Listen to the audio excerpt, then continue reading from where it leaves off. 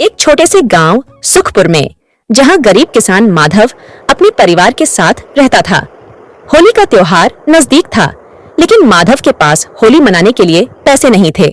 गांव में हर जगह रंग और गुलाल की दुकानें सजी थीं। लता, इस बार भी होली फीकी ही रहेगी। हमारे पास न तो रंग खरीदने के पैसे हैं, न मिठाइयाँ बनाने के। चिंता मत करो माधव, त्योहार दिल से मनाया जाता है, पैसों से नहीं। बाबा, मेरे दोस्त गुलाल और पिचकारी ले आए हैं, मैं भी होली खेलूंगा। माधव अपने बेटे की मासूम खुशी को देखकर दुखी हो जाता है। वह चाहता था कि बिट्टू भी खुशी खुशी होली मना सके, लेकिन उसके पास कोई उपाय नहीं था। गांव के सबसे अमीर व्यापारी सेठ धनराज की दुकान पर भीड़ लगी थी। वह महंगे रंग और मिठाइयां बेच रहा था। गांव के लोग धड़ाधड़ सामान खरीद रहे थे। माधव भी वहां जाता है, लेकिन उसकी जेब खाली थी।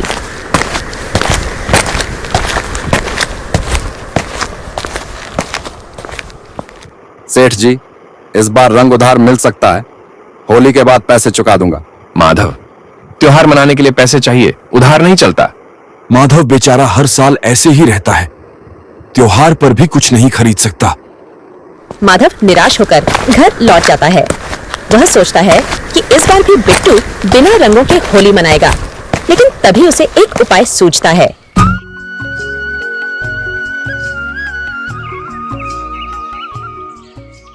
अगली सुबह माधव जंगल में जाता है और वहां से पलाश और टेसू के फूल इकट्ठे करता है। वह इन फूलों को उबालकर प्राकृतिक रंग बना लेता है। बाबा, यह पानी लाल कैसे हो गया? बेटा, यह हमारा अपना रंग है, बिल्कुल सुरक्षित और सुंदर। माधव गांव के बच्चों को बुलाता है और सबको प्राकृतिक रंग से होली खेलने को कहता है। धीरे धीरे गांव के लोग भी जुड़ने लगते हैं।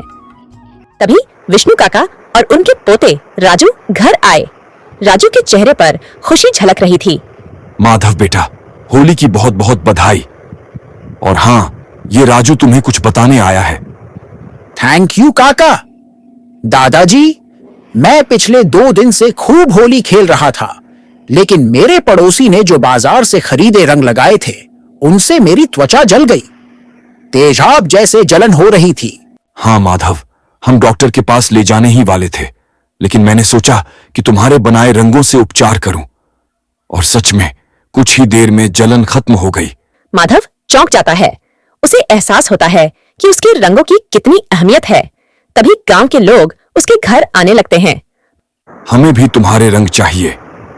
अब से हम सब सिर्फ तुम्हारे बनाए प्राकृतिक रंगों से ही होली खेलेंगे। माधव का चेहरा खुशी से खिल उठता है, लेकिन तभी सेठ धनराज अपने बेटे को गोद में लेकर घबराया हुआ वहां आया। उसके बच्चे के चेहरे और हाथों पर लाल चकत्ते थे। माधव भाई बचाओ, मेरे बेटे के चेहरे पर लाल निशान पड़ गए हैं, पता नहीं क्या हुआ। रुको भैया, मैं अभी आता हूँ। माधव तुरंत घर के अंदर से टेसू के फूलों का बना रंग और पानी लेकर आता है।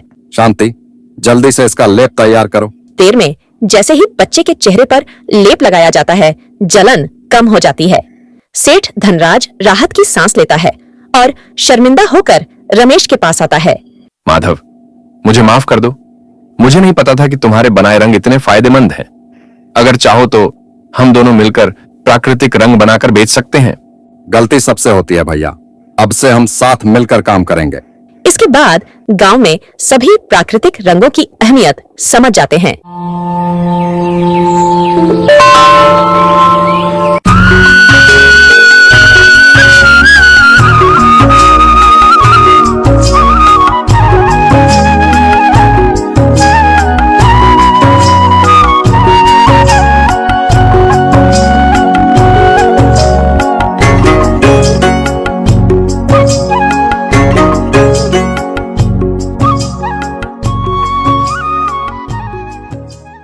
गर्मियों की तपती दोपहर थी। सूरज आग बरसा रहा था और गांव के कुएं, तालाब सब सूख चुके थे। पशु पक्षी भी पानी की बूंद बूंद को तरस रहे थे। खेतों की हालत खराब थी और किसान चिंता में डूबे हुए थे। गांव के चौपाल पर कुछ लोग इकट्ठा होकर हालात पर चर्चा कर रहे थे। अरे भाई, ये कैसी गर्मी है। खेतों में फसल तो पहले ही सूख गई थी, अब तो पीने के लिए भी पानी नहीं बचा। हाँ भाई, कुएं सूख चुके हैं और जो थोड़ा बहुत पानी बचा था वो भी खत्म होने वाला है। और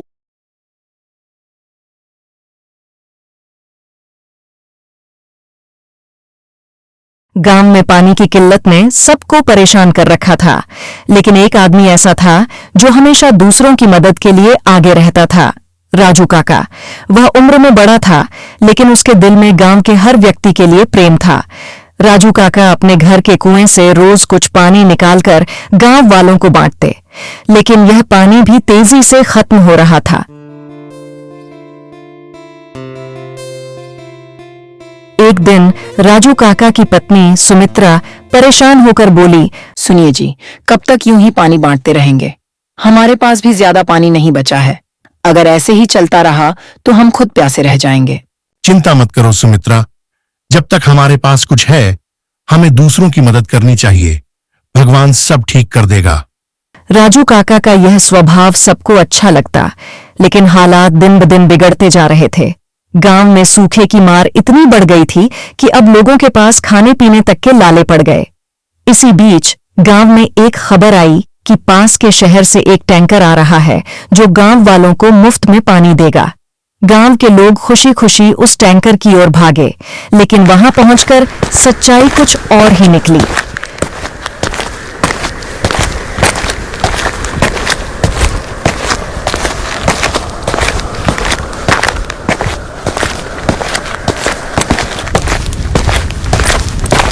गांव के लोग जब टैंकर के पास पहुंचे तो वहां के व्यापारी रमेश लाल ने ऐलान किया, पानी सबको मिलेगा, लेकिन मुफ्त में नहीं। एक बाल्टी पानी के लिए 50 रुपए देने होंगे। गांव वालों को यह सुनकर बहुत गुस्सा आया, लेकिन उनके पास कोई और चारा भी नहीं था। कुछ लोग मजबूरी में पैसे देकर पानी खरीदने लगे। तभी शंकर बोर नाम का एक गरीब किसान रमेश लाल से बोला, साहब, मेरे पास पैसे नहीं हैं, लेकिन मेरा बच्चा प्यास से तड़प रहा है। कृपा करके मुझे थोड़ी पानी दे दो। पैसा नहीं है तो पानी भी नहीं मिलेगा। यहाँ कोई दान पुण्य नहीं चल रहा। शंकर निराश होकर वहां से लौट गया। यह सब देखकर राजू काका का दिल पिघल गया। वह आगे बढ़कर बोले, पानी बेचना तुम्हारा धंधा हो सकता है, लेकिन ये इंसानियत के खिलाफ है। गरीबों की मजबूरी का फायदा मत उठाओ। अरे काका, तुम तो बहुत बड़े दयालु बनते हो। चलो तुम ही इन सबको पानी दे दो। देखता हूं कब तक चलेगा तुम्हारा भंडार। राजू काका बिना कुछ बोले गांव वालों को अपने घर के कुएं की ओर ले गए और जितना पानी था सबको बांट दिया। लेकिन अगले ही दिन उनके कुएं का पानी भी सूख गया। अब गांव के पास कोई उम्मीद नहीं बची थी। गांव के हालात बहुत खराब हो चुके थे। भूख और प्यास से परेशान लोग अब भगवान से प्रार्थना करने लगे। इसी बीच गांव में एक साधु महात्मा आए।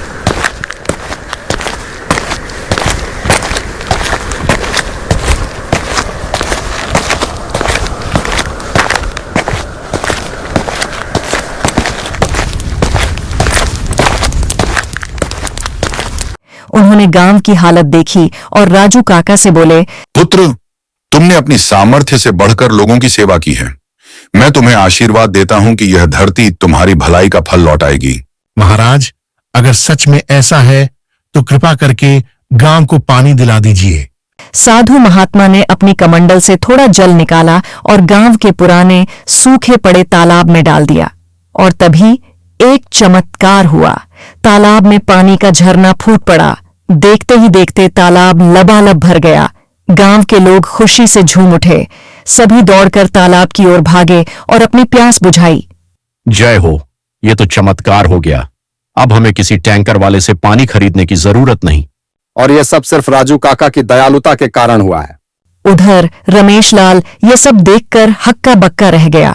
उसकी साजिशें नाकाम हो गईं। गांव के लोगों ने खुशी खुशी तालाब को साफ सुथरा रखा और भविष्य में पानी को सहेजने की कसम खाई। इस तरह राजू काका की दया और साधु महात्मा के आशीर्वाद से गांव को उसका सबसे बड़ा उपहार मिला, पति का आशीर्वाद।